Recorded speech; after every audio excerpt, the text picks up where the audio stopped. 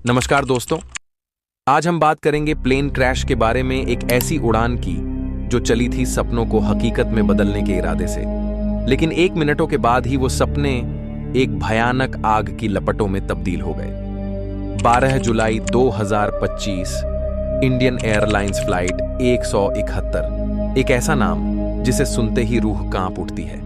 ये वही फ्लाइट थी जो अहमदाबाद से लंदन जा रही थी, लेकिन अपनी मंजिल तक कभी पहुंच ही नहीं सकी। 242 मुसाफिरों की उम्मीदें, अरमान और जिंदगियां एक धमाके के साथ जलकर राख हो गईं। कॉकपिट से निकली वो एक चिंगारी पूरे जहाज को पल भर में निगल गई और आसमान में उड़ते हुए एक लोहे का पंछी एक धधकती हुई कब्र बन गया। इतिहास में दर्ज यह हादसा न सिर्फ भारतीय उड्डयन का बल्कि पूरी दुनिया की एविएशन इंडस्ट्री का सबसे खौफनाक हादसा बन चुका है। लेकिन दोस्तों, अगर आपने अभी तक 143 इतिहास चैनल को सब्सक्राइब नहीं किया है तो अभी कर लीजिए, क्योंकि आगे आने वाले वीडियो में ऐसी ही रूह कंपा देने वाली सच्ची घटनाएं आपके सामने पेश की जाएंगी। तो चलिए अब शुरू करते हैं इंडियन एयरलाइंस फ्लाइट 171 की वो खौफनाक कहानी, जिसे जानकर आप भी दंग रह जाएंगे। तो चलिए अब करते वीडियो स्टार्ट। 12 जून 2025 दोपहर के 1:38 अहमदाबाद का सरदार वल्लभ भाई पटेल अंतरराष्ट्रीय हवाई अड्डा एयर इंडिया की फ्लाइट AI 171 एक Boeing 787 a dream liner runway 23 पर तैयार खड़ी है। लंदन की गेटवे के लिए उड़ान भरने को इस विमान में कुल 242 लोग सवार हैं, 230 यात्री और 12 क्रू मेंबर्स।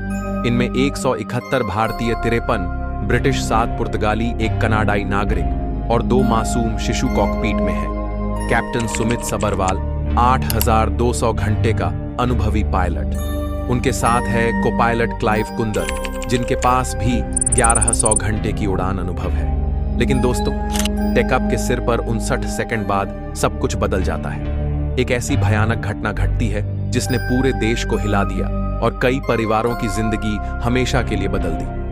क्या हुआ उस दिन? क्यों मात्र 1 मिनट के भीतर यह फ्लाइट मौत की उड़ान बन गई? आइए जानते हैं इस दर्दनाक हादसे की पूरी कहानी। विमान ने जैसे ही उड़ान भरी और 625 फीट की ऊंचाई पर पहुंचा, तभी पायलट ने कंट्रोल रूम को मेडे कॉल भेजा। यह शब्द तभी बोला जाता है जब किसी फ्लाइट में बहुत बड़ा खतरा हो और तुरंत मदद की जरूरत हो। लेकिन बस कुछ ही सेकंड बाद वो विमान रडार से गायब हो गया। सिस्टम में उसकी कोई हलचल नहीं देखी। ऐसे लगा जैसे वह अचानक हवा में गुम हो गया हो। और फिर अहमदाबाद के मेहगनी नगर इलाके में एक जोरदार धमाका हुआ। लोग घरों से बाहर दौड़ पड़े। आसमान में काले धुएं के बादल उड़ रहे थे और हर तरफ अफरा तफरी मच गई। वह विमान, जिसने 6700 किलोमीटर दूर लंदन जाना था, सीधा गिर पड़ा बीजे मेडिकल कॉलेज के हॉस्टल की डाइनिंग हॉल पर। उस समय वहां मेडिकल के छात्र आराम से खाना खा रहे थे। किसी को अंदाजा भी नहीं था कि अगले पल क्या होने वाला है। विमान में भरी यह 1,25,000 लीटर जेट फ्यूल जैसे ही विमान नीचे गिरा, वह पूरा पोस्टल आग की लपटों में गिर गया। आग इतनी भयानक थी कि फायर ब्रिगेड को भी कंट्रोल करने में कई घंटों लग गए। विमान का जलता मलबा आसपास के इलाकों में भी गिरा और तबाही फैलती चली गई। इस भयानक हादसे में 242 लोगों की जानें चली गई। 200 लोग जो विमान में सवार थे और 5 छात्र जो नीचे हॉस्टल में थे। इसके अलावा 60 से ज्यादा छात्र गंभीर रूप से घायल हुए। इस हादसे ने सिर्फ आम लोगों को ही नहीं बल्कि एक बड़े नेता को भी हमसे छीन लिया। गुजरात के पूर्व मुख्यमंत्री विजय रूपाणी, जो 2016 से 2021 तक राज्य के मुख्यमंत्री रहे, अब हमारे बीच नहीं रहे। 68 साल के रूपाणी जी अपनी पत्नी और बेटी से मिलने के लिए लंदन जा रहे थे। वह फ्लाइट की बिजनेस क्लास में सीट 2D पर बैठे थे, लेकिन किसी को पता नहीं था कि यह उनकी आखिरी उड़ान होगी। इस दुखद खबर के बाद केंद्रीय मंत्री CR पाटिल ने कहा, यह सिर्फ बीजेपी के लिए नहीं बल्कि पूरे गुजरात के लिए एक अपूर्णीय क्षति है। और जो बात सबसे चौंकाने वाली है वो यह है कि दूसरी बार है जब गुजरात ने अपने किसी पूर्व मुख्यमंत्री को विमान हादसे में खोया है। 1965 में बलवंत राय मेहतो, जो उस समय गुजरात के मुख्यमंत्री रह चुके थे। वह भी एक प्लेन क्रैश में अपनी जान गंवा बैठे थे। इतिहास मानो खुद को दोहरा रहा था, लेकिन इस बार दर्द और भी गहरा था। लेकिन दोस्तों, इस भयानक अंधेरे में एक छोटी सी उम्मीद की किरण दिखी।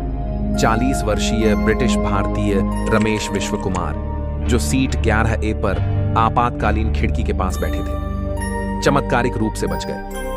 उन्होंने बताया, एक जोरदार धमाका हुआ, चारों तरफ लाशें बिखरी थी। डर के मारे में भागा और किसी ने मुझे एम्बुलेंस में डाला।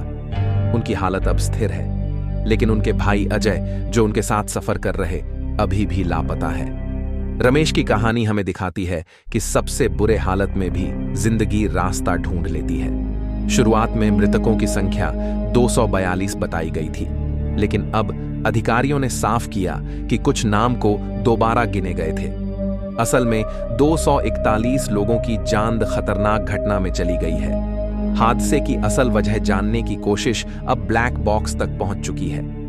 दोनों black box cockpit voice recorder और फ्लाइट डाटा रिकॉर्डर हॉस्टल की छत से बरामद हुए हैं।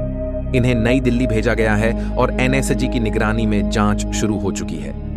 अगले 48 घंटे में यह साफ हो जाएगा कि पायलट ने आखिरी समय में क्या कहा, इंजन की स्थिति कैसी थी और फ्लैप्स सही से काम कर रहे थे या नहीं। जांच में भारत के साथ साथ यूके और अमेरिका की टीमें भी लगी हैं। कुल 50 से अधिक एक्सपर्ट हर पहलू की बारीकी से जांच कर रहे हैं। सीसीटीवी फुटेज में दिखी कि लैंडिंग गियर नहीं उठा और फ्लैप्स अजीब स्थिति में थी। अब शक है कि 2024 में विमान की मरम्मत के दौरान इंजन की फ्लैप्स में कोई गंभीर गड़बड़ी रह गई थी। गौर करने वाली बात तो यह है कि उस दिन मौसम एकदम साफ था, न कोई तूफान, न खराब विजिबिलिटी।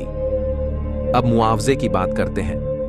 टाटा ग्रुप ने हर पीड़िता के परिवार को 1 करोड़ रुपए की मदद का ऐलान किया। इसके अलावा मॉन्ट्रियल कनेक्शन के तहत 1 करोड़ 50 लाख का अंतरराष्ट्रीय मुआवजे भी मिलेगी। लेकिन विशेषज्ञों की सलाह है कि परिवार जल्दबाजी में मुआवजे न ले, क्योंकि जांच के बाद कई और कानूनी रास्ता खुल सकते हैं। जब भी देश पर संकट आता है, भारत एकजुट हो जाते हैं। भारतीय सेना, एनडीआरएफ और साथ ही फायर ब्रिगेड की टीमें दिन-रात मेहनत करके राहत और बचाव का काम पूरा किया। अब मलबा हटाने काम भी अंतिम चरण में है। पीड़िता के डीएनए टेस्ट के लिए परिवार सिविल अस्पताल में सैंपल दे रहे हैं। प्रधानमंत्री नरेंद्र मोदी ने 13 जून को घटनास्थल का दौरा किया और उस आदमी से मुलाकात की जो इस हादसे में जिंदा बचा। रमेश विश्वकुमार, गृह मंत्री अमित शाह और मुख्यमंत्री भूपेंद्र पटेल लगातार राहत कार्यों की निगरानी कर रहे हैं। यह हादसा सिर्फ एक विमान दुर्घटना नहीं, बल्कि 242 परिवारों का अधूरा सपना है। हम सभी प्रीता के परिवारों को श्रद्धांजलि देते हैं और प्रार्थना करते हैं कि उन्हें जल्द से जल्द न्याय मिले। अगर आपको यह जानकारी महत्वपूर्ण लगी हो तो वीडियो को लाइक करें, अपनी राय कमेंट में जरूर बताएं